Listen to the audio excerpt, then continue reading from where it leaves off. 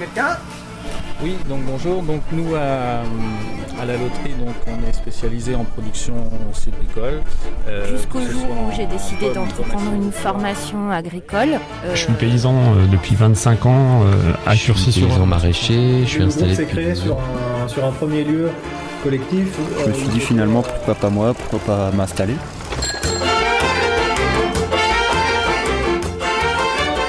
Bonjour, vous écoutez Ça compose dans ton poste, l'émission de radio citoyenne participative autour des enjeux agricoles, alimentaires et les questions d'installation agricole. Cette émission est présentée par les bénévoles de l'association Terre de Liens Normandie et vous sera diffusée de manière hebdomadaire grâce à un réseau de radio Haute et Bas Normande. Cette semaine, direction l'Orne et le village de Moutier-au-Perche, où nous allons rencontrer Camille, Olivier et Alice, des porte-paroles d'un petit groupe au projet d'installation agricole collective. Ça compose dans ton poste, c'est maintenant. Comment vous est venue cette initiative vous allez nous décrire, mais d'où part en fait toute cette envie collective de créer quelque chose? Eh ben, on s'est rencontrés par une association qui s'appelle Savoir-Terre et qui avait comme fil rouge de visiter des collectifs établis, des collectifs agricoles. On a fait un week-end en novembre où on a fait 2 collectifs, un collectif dans Percheron et un collectif mayennais. Et à la suite de ce week-end, avec notre fille du groupe qui s'appelle Fantine, on a décidé de lancer un mail. Pourquoi pas nous, je sais plus comment il s'appelait. On a demandé aux autres s'ils étaient d'accord pour commencer à réfléchir à un projet. Via l'association Savoir-Terre, si on a été amené à visiter des collectifs, c'est parce que c'était quand même quelque chose qui trottait dans la tête de pas mal d'adhérents. Une bonne partie avait individuellement ce projet. Du coup, de tout ça a émergé un groupe à la base assez important, puisqu'on avait ouvert vraiment le mail à tout le monde. Et puis voilà, en l'espace de 3 week-ends, le groupe s'est restreint et on est devenu un noyau. En fait, on a commencé, toute la première partie, c'était vachement sur les valeurs, vérifier déjà qu'on avait les mêmes... en fait, définir un peu la vision, voir s'il y avait une vision commune, voir s'il y avait des valeurs partagées. Et après, dans un deuxième temps, on est passé à la définition réelle du projet. En fait, on a passé technique, vraiment... Voilà. Et du coup, autour des valeurs, c'était un projet professionnel, un projet de vie, un projet... qui croise un peu tout, qui était uniquement sur l'agriculture, ou vous aviez une vision plus globale? Au début, on s'est pas forcément penché sur des choses aussi précises. On était plus à regarder quelles valeurs on partage dans la vie, avant de se poser la question collectif de travail ou plus collectif de vie. Et ça, parce qu'on était au début, je sais pas, au tout début, on a pu être une vingtaine, une trentaine. Et donc là, on ciblait pas justement, on était vraiment large. On a commencé à cibler, à se poser des questions, est-ce que collectif de travail ou collectif de vie ou un peu des deux, une fois qu'un groupe de personnes restreintes qui étaient intéressées par une installation concrète ensemble s'est formé. Vous avez commencé à vous réunir, comme tu disais Camille, tous les 15 jours. Tournait chez les uns, chez les autres. Sachant qu'on n'était pas des mêmes régions, parce que l'association Savoir-Terre, en fait, on tournait un peu en France. Et donc les adhérents sont répartis sur toute la France.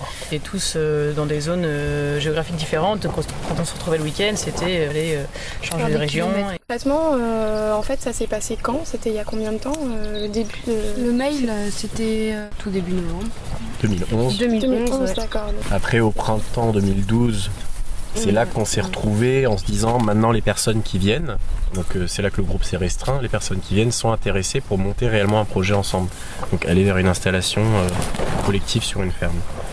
Et donc à partir de là, on s'est retrouvés à 8, on a commencé à essayer de dessiner ce qu'allait être le futur projet, à la fois sur des choses très théoriques et très philosophiques quand on parle d'éthique de vie, d'éthique de travail, de façon de faire. Et puis ensuite assez rapidement aussi sur des points de vue pratiques, d'organisation de ferme, d'organisation d'ateliers. Gestion économique. Du coup, il y a eu vraiment cette deuxième temps qui a commencé il y a un peu plus d'1 an. Donc vous êtes installés dans un lieu pour travailler tous ensemble, ce qui est en fait sur la commune de Moutier-au-Perche. Alors ça s'est fait plus tard en fait. On a commencé à réfléchir à se relocaliser à l'été et on s'est relocalisé réellement en novembre. Donc parce que aussi entre temps il y avait des gens, moi notamment j'ai quitté mon boulot. Je pouvais me remettre dans une dynamique à temps plein de projet. Pourquoi vous avez choisi ce lieu-là et tu parlais tout à l'heure, Olivier, avez commencé à retourner autour des questions éthiques, vraiment de fond, mais aussi un peu de forme, déjà technique, peut-être même des ateliers. Ce lieu, en fait, on a commencé à délimiter une zone dans laquelle on avait la possibilité de chercher une ferme. Il y avait peu de personnes qui étaient déjà disponibles à plein temps pour se relocaliser dans un endroit, et que ceux qui restaient encore avec des... On travaille, ouais, voilà, des contraintes, je veux dire. Des obligations. Il y en avait à Rouen et il y en avait à Angers.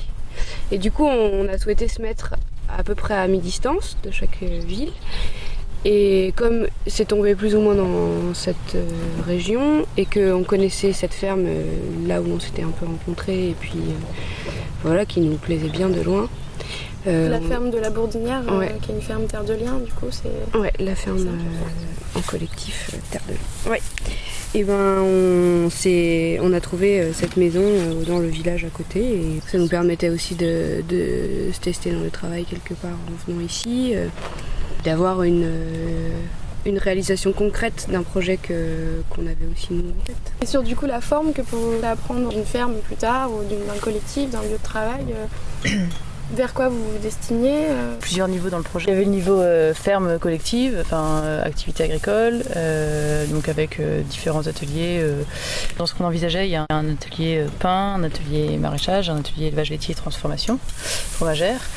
Et après, l'idée, en restant ouvert sur l'association d'activités artisanales diverses et variées, sachant qu'aujourd'hui, on avait en tête qu'avec une personne qui est Fantine, qui voulait développer une activité restauration-traiteur. Enfin voilà, l'idée c'était qu'il y avait quand même une ouverture à voir un jour peut-être quelqu'un, je sais pas, qui travaille le bois, qui travaille autre chose. C'était pas resté que fermé sur l'agriculture. Et puis après, il y avait tout l'aspect, donc ça c'est l'aspect productif, donc sous une forme solidaire, dans le sens une seule société pour tout le monde, avec un partage des risques, un partage au niveau des bénéfices, etc. Enfin, une gestion solidaire. Après, il y avait l'aspect plus collectif de vie, comme on l'entend, où là c'était plus de fait, comme plusieurs foyers organisaient leur vie autour de cette ferme, c'est penser un peu plus largement à ce qui allait pouvoir être mutualisé, partagé dans la vie de tous les jours, dans les choses comme ça. Vous aviez aussi peut-être une volonté d'ancrage dans le territoire, d'ouverture vers le monde local. Ouais, ça a été, par rapport au choix du territoire, ça a été une volonté assez forte dès le début, c'est que on voulait pas faire un projet agricole pour rester dans notre microcosme. On souhaitait vraiment faire un projet ancré dans le territoire, faire partager aux personnes qui sont sur le territoire l'activité qu'on pouvait avoir, et même au-delà, vu qu'il y avait des idées d'artisanat, de festival éventuellement. Vous pouvez se traduire dans l'événementiel ou même dans la vente directe, ce genre de choses? Tout à fait, dans les deux. À la fois dans la vie courante, par justement la vente des produits, faire venir les gens sur la ferme ou aller sur les marchés, ou d'autres lieux de commercialisation. Et puis ensuite, il y avait aussi une forte envie à la fois de faire des événements sur la ferme et puis de participer aussi localement aux associations déjà en place. Puis que la ferme soit un peu un support qui redonne envie à des gens de créer des choses. C'est que la ferme, ce soit un lieu à un certain niveau partagé et sur lequel les personnes du coin puissent avoir envie de proposer des activités vannerie, des activités, je sais pas, une sortie botanique, une poterie, etc. Et du coup, aujourd'hui, où en est ce projet, on a fait un petit peu le balayage sur la dynamique de départ, après la construction, maintenant. Il y a une étape dont on n'a pas encore parlé, mais qui nous a pris quand même pas mal de temps. On s'est lancé dans la recherche de lieux, des fermes, en fait sur l'ensemble du territoire, donc qui allait de la Haute-Normandie jusqu'au Pays de la Loire. Grand quart nord-ouest. Grand quart nord-ouest, voilà. Un gros bout de travail, puisque en fait on est, comme on disait tout à l'heure, on n'a pas forcément les mêmes contraintes, puisqu'il y a des gens qui sont en couple avec des personnes qui ne sont pas dans le projet, ou des personnes qui sont dans le projet, et du coup souhaitent naturellement retrouver leur équilibre, eux, dans le nouvel endroit, etc. Donc ça faisait un tas de contraintes. On a dû écouter les contraintes au final ça faisait 10 personnes si on compte les conjointes. Et du coup, il fallait se mettre d'accord à 10 Ça a été assez difficile parce qu'en fait, quand on est juste sur le papier, on a parfois l'impression qu'ici ça le fera, et quand c'est au moment de se jeter aussi, on se dit je suis pas sûr de pouvoir vraiment faire ce pas-là. Donc ça. Les électrons libres autour du noyau principal du groupe jouent aussi leur rôle dans le choix du lieu. Ouais, c'est un truc qu'on a nous mis en place dès le départ et qu'on a intégré les conjoints et les conjointes dès le début dans toutes nos. Et pour lier tout ça à la recherche de ferme, il y a dû avoir des différences dans les contraintes de chacun, ce qui fait que du coup on a fait le choix de se dire que pour l'instant on a arrêté de se diriger directement vers une installation ensemble. Et ça, c'est donc quelque chose qui vous emmène du coup vers finalement une dissolution de ce projet complet? Il y a aussi un truc qu'on n'a pas dit, c'est qu'on a eu besoin à 2 moments de l'aide de quelqu'un d'extérieur au projet pour nous aider à avancer. Et donc on a fait 2 week-ends avec un psychosociologue. Et à chaque fois, à la suite de ces week-ends-là, on a pris de grandes décisions. Et d'avancer et de se dire que peut-être que là, le moment n'était pas venu pour s'installer tous les 5, mais qu'on ne laissait pas tomber non plus, quoi. La porte reste ouverte à des projets avec une partie des gens du groupe. Tout le monde garde l'envie de s'installer et des perspectives s'ouvrent pour des gens du groupe. Projets collectifs aussi, mais pas tous ensemble. Dans cette démarche comme ça, ce qui se passe peut-être pour d'autres groupes en France ou en Normandie qui ont cette volonté, si ça mute en cours de parcours, est-ce que vous pouvez visualiser quelque chose qui est un peu l'élément qui fait que ça n'a pas pu être égal au projet initial? Je pense qu'on a tous une analyse différente de la chose. Je prends du recul par rapport à ce qu'on a vécu. On est resté très longtemps dans le théorique. Et voilà, on a beaucoup écrit, on a travaillé sur plein de sujets et vraiment on a avancé sur plein de sujets.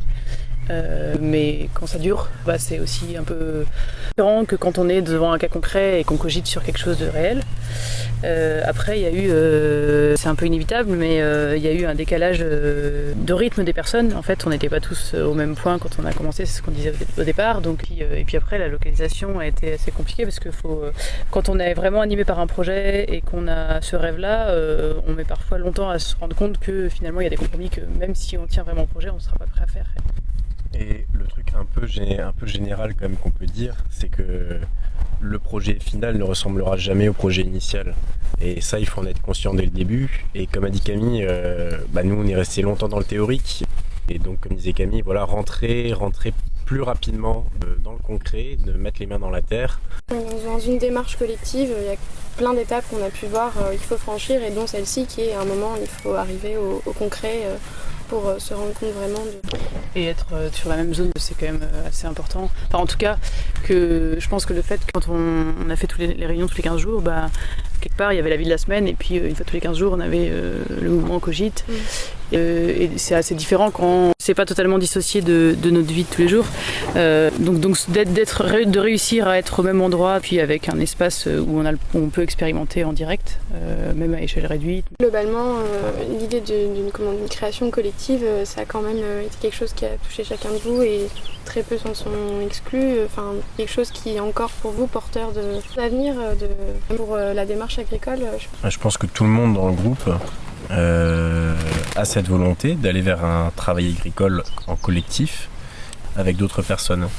Et puis d'autres ateliers, parce qu'on ne l'a pas mentionné tout à l'heure, mais tant sur le plan social que sur le plan technique agronomique. Ça nous semble tellement important et tellement juste aujourd'hui. Je pense que pour la plupart d'entre nous, on ne se verrait pas aller vers autre chose. Le reportage est fini, mais si cette thématique vous a interpellé et que vous souhaitez aller plus loin, vous pouvez contacter Alice, Camille, Olivier et les autres membres du mouvement Cogite sur bientôtpaysan au pluriel @gmail.com. La réalisation de cette émission fut possible grâce au soutien du programme européen Jeunesse en Action. Si vous souhaitez nous rejoindre, une seule adresse, sacompostdantonposte@gmail.com. En attendant le rendez-vous de la semaine prochaine, vous pouvez d'ores et déjà inscrire dans vos agendas un nouveau temps fort à Moutier-au-Perche pour la journée ferme ouverte de la Bourdinière le samedi 31 août. Si vous souhaitez plus d'informations, direction le site internet www.terredeliennormandie.org. À la semaine prochaine.